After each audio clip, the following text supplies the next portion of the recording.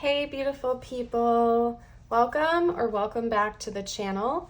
I'm Josie with Awakened Soul, and we are here for a reading about the person on your mind and your connection to each other. I hope you are having a beautiful day or night whenever you've joined me for this reading, and I am so glad you are here today. In today's reading, we are going to be discussing what you need to know most about this connection and the person on your mind. Any bits of advice or guidance that you need to hear at this time, and essentially what's really going on behind the scenes here. When we're done with this first spread that I have pre-pulled for us to save time, we are then going to hop into the tarot, where I will dive deeper into this person's current thoughts and feelings about you, what you may or may not be aware of, basically what's going on in their inner world that you need to know about right now. Then we are going to jump into the channeled messages, where we'll hear what they would like to say to you if they felt like they could be completely open and honest, followed by some tiles and charms for bonus insight, confirmation, and information. And then last, but certainly not least, I will end today's reading with a message just for you. I highly encourage you to stick around until the end, because those messages are intended to help you reset your energy and focus back on yourself again, which is so very important. So anyway, without further ado, I'm going to introduce the cards and get going here. If you find yourself resonating with today's message and you are looking for ways to support the channel and stick around, I invite you to like and subscribe for more readings in the future. Okay, so we have the Starborn, the Stone, and the Unseen, followed by a handful of Moonology cards. I wasn't planning on getting this many, but universe does what it does sometimes, and it happened for a reason, so we are here for it. We have Look at the Bigger Picture, full moon in Sagittarius. The full moon in Sagittarius happens during Gemini season. So Gemini energy could be present in this connection. So could Sagittarius energy, or Gemini season could be really important for the connection as well. We have Don't Let Your Past Hold You Back with South Node. It's time to take action, new moon in Aries. That does happen during Aries season. Show the world the real you, full moon in Aquarius, okay? And so likewise, the full moon happens in the opposite side of the astrological chart, so to speak. I don't know what the opposite of Aquarius is. If anybody would like to fact check me and put it down below in the comments, you're invited to do so. I want to say it could be Libra, but I'm unsure. Leo, maybe, actually. I believe it might be Leo. Anywho, Aquarius energy could be important here. We also have expect powerful change, new moon eclipse, and adjustments are required, third quarter moon, okay? So we have a lot going on here for you today.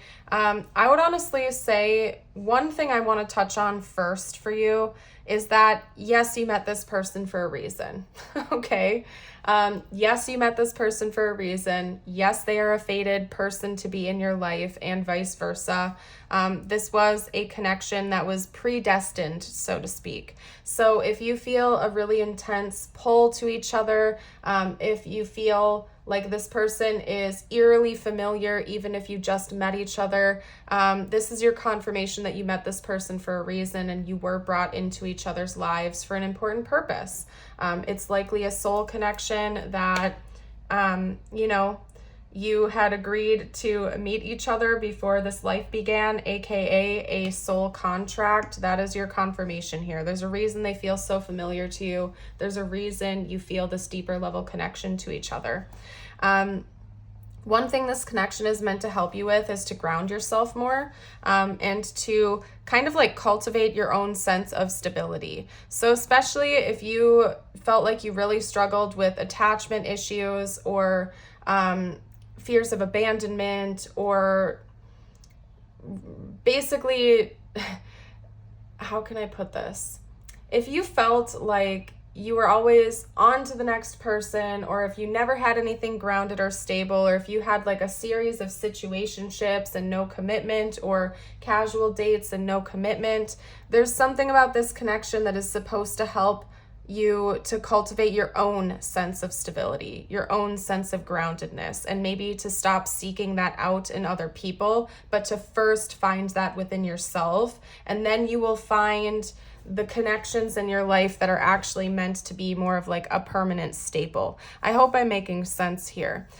So if you found yourself really seeking out connections, really always wanting people to stick around, but they were flighty or flaky or left or, ghosted with no explanation, it could be because you're not feeling fully grounded within yourself. And so that's what's being reflected to you in your outer reality by universe, right?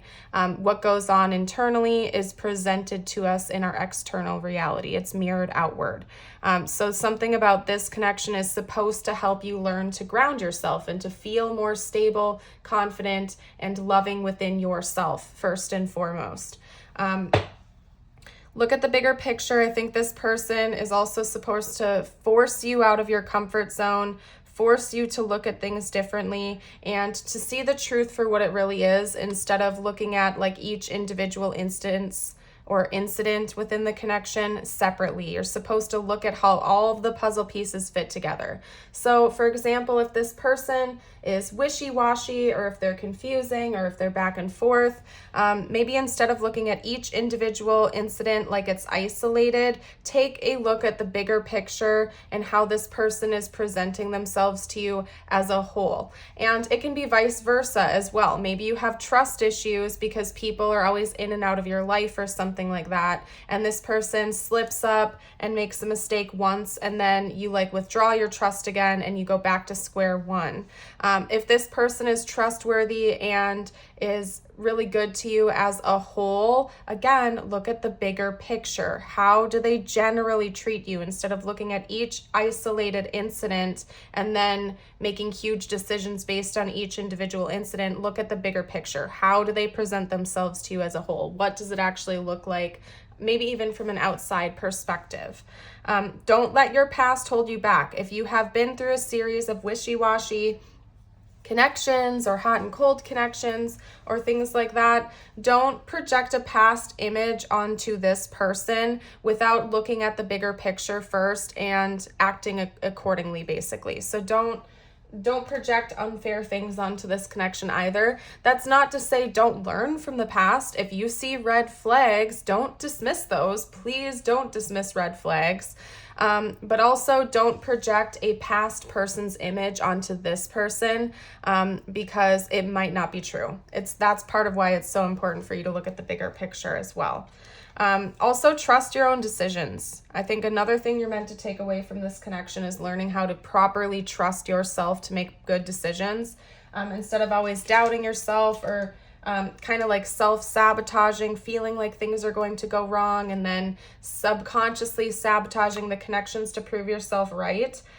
It's time to trust your own decisions and really believe in yourself because you are so, so very powerful. And I do see important change coming in for this connection as well, powerful change. And I think that comes after you really embrace yourself and you really start to love yourself more and pour into your own cup of love.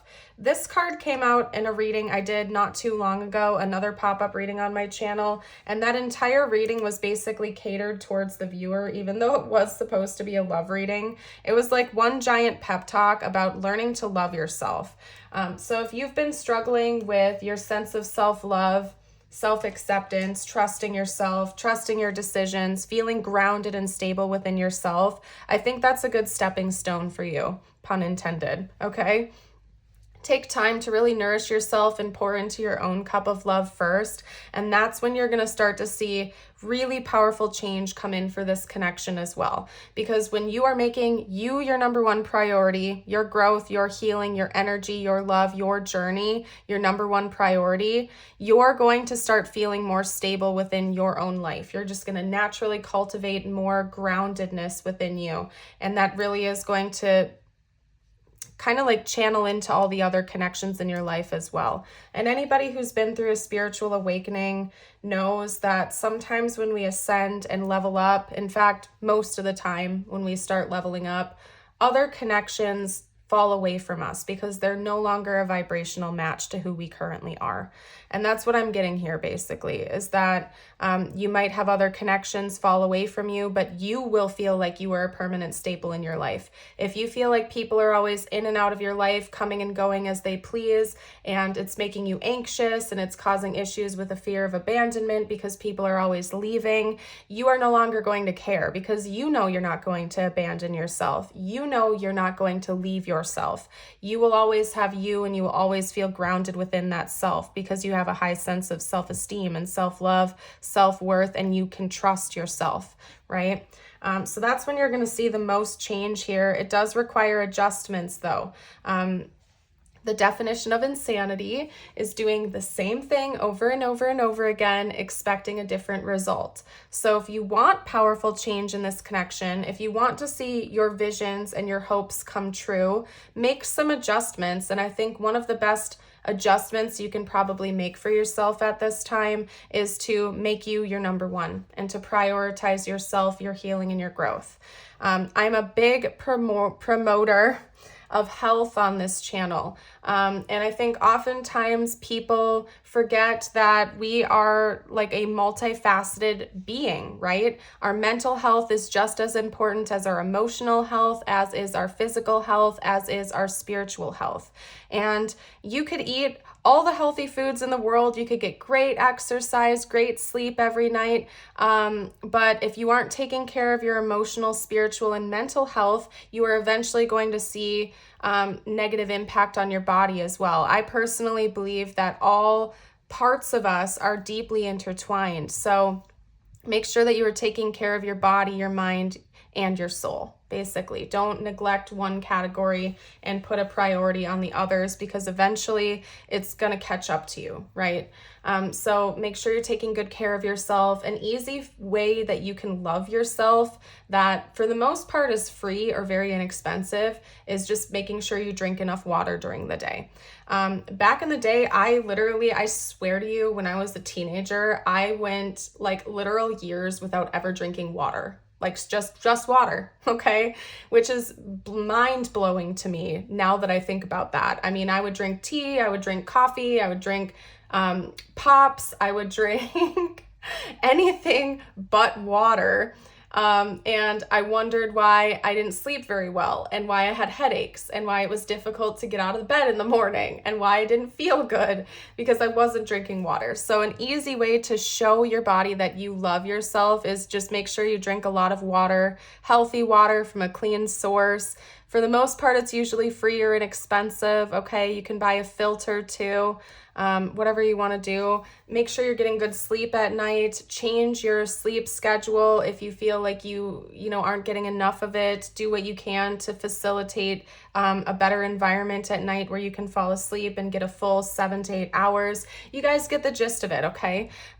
So self-love journeys don't always have to be some grandiose, complicated thing. It can really be as simple as starting with the little things, right? Getting enough water, eating healthy, taking good care of your body, getting some exercise, even if it's as simple as going for like a 20-minute walk every day or something like that. But really start pouring your energy into you again, and you will see huge change come within this connection as well.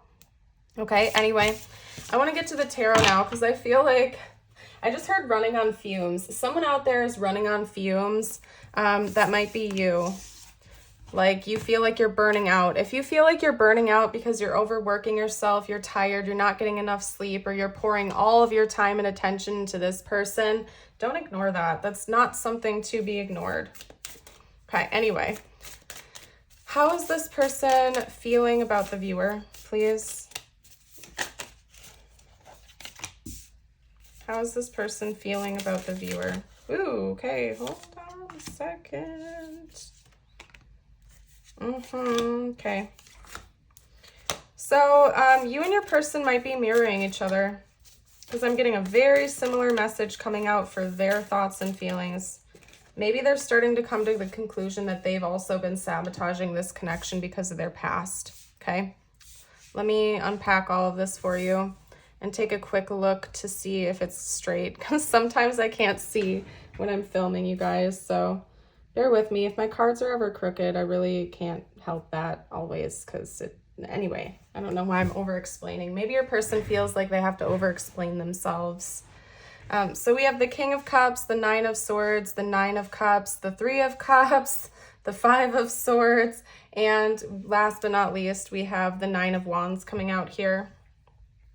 What this is telling me is your person's really struggled with their emotional health, okay? Understanding their emotions. They probably have not been very emotionally intelligent, as in they might be very reactive. They might be very dismissive of your emotions and of their emotions. Like if you get into conflict with this person, they're more likely to just get reactive or go on the defense or completely shut down versus listening to you and trying to understand where you are coming from and talk about it like adults, okay? They have a tendency to minimize their own emotions as well as the emotions of others. However, they're starting to come to the conclusion that that's not where they need to be because they're getting stressed out with it. And I think that this person honestly has come to some sort of a revelation and realization that they have been sabotaging other relationships because of that, okay? They think about it a lot. They compare your connection to each other to other relationships probably more often than you know. And it's not comparison in the sense where it's like, oh, I had things so good with so-and-so. That was so much better than it is with, you know, you, the viewer watching. They're not comparing like, oh, I wish that I had that again, or, oh, I miss this person. They're comparing because the connection you share with them is such a contrast to what they've experienced in the past. And it's almost forcing them to look at things differently than they ever have before, because the contrast is so apparent. It's so black and white. It's like night and day to this person. For the most part, they feel like they are not lacking in the connection they have with you. They feel like things are going really well. They're really happy with everything you bring to the table and everything that they have with you here, but they still are struggling with their past and needing to learn some more lessons before they're going to feel like they can really tap into the full potential of your connection and allow themselves to be happy almost. Your person kind of acts like a martyr in a way, like they sacrifice their happiness more than you probably know, out of guilt. Like they probably have some kind of a self-sabotage button. Like when things are going really well, there's part of them that feels like they don't deserve it, so they go and sabotage it. That type of stuff. Ooh. You guys hear that in the background? Let me take a sip of my tea real quick.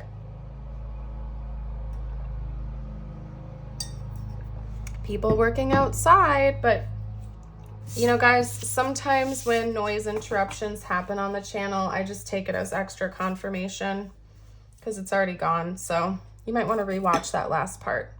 No, not tiles and charms yet. What am I doing? Actually, yeah, I mean, I was going for it, so maybe that's for a reason. We're going to deviate away from my typical structure for a minute. We're going to do tiles and charms, and then we're going to do channeled messages. So here we are.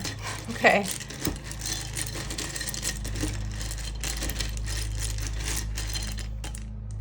Boom.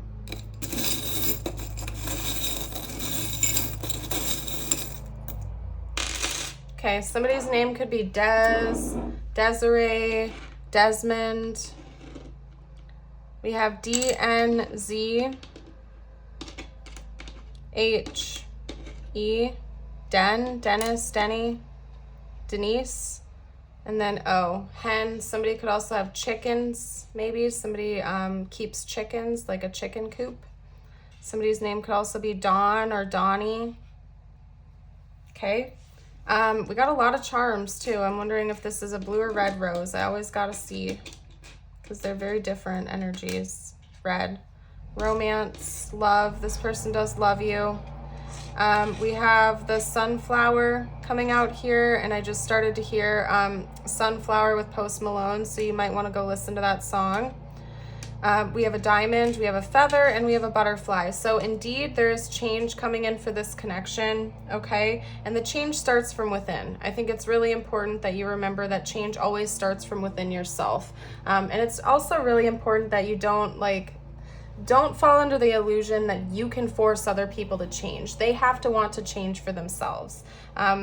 I know you out there, because I have been that person so many times in my life where I've had this fixer mindset where it's like, oh, if they would only just listen to me, or if they would only just do this, I know they would be so much happier, or XYZ would happen. And it can be frustrating, because when you really love and care for someone and you want to see them be the best version of themselves, you know, sometimes you come in and you're like, I'm going to save the day. I'm going to help them out with this. I just want to do this, and then it's all going to be okay. But it's not your job or responsibility to fix anybody other than yourself. Or I suppose if you have dependents, you know, lead them in the right direction. But at the end of the day, we are all our own sovereign beings, ascending and growing and learning on our own. So please don't feel like it is your responsibility to fix this person, because it's not. And first and foremost, prioritize yourself and your own healing. With the feather, I get that as you have angels watching over you. I believe that we all have guardian angels. You have angels that love you, care for you, and are watching over you. Okay? Anyway, let's get out the messages now. I feel like I'm going backwards, but that's okay. Sometimes that happens for a reason, so I try not to argue with my divine team. Okay. What would this person say right now if they felt like they could be completely open and honest?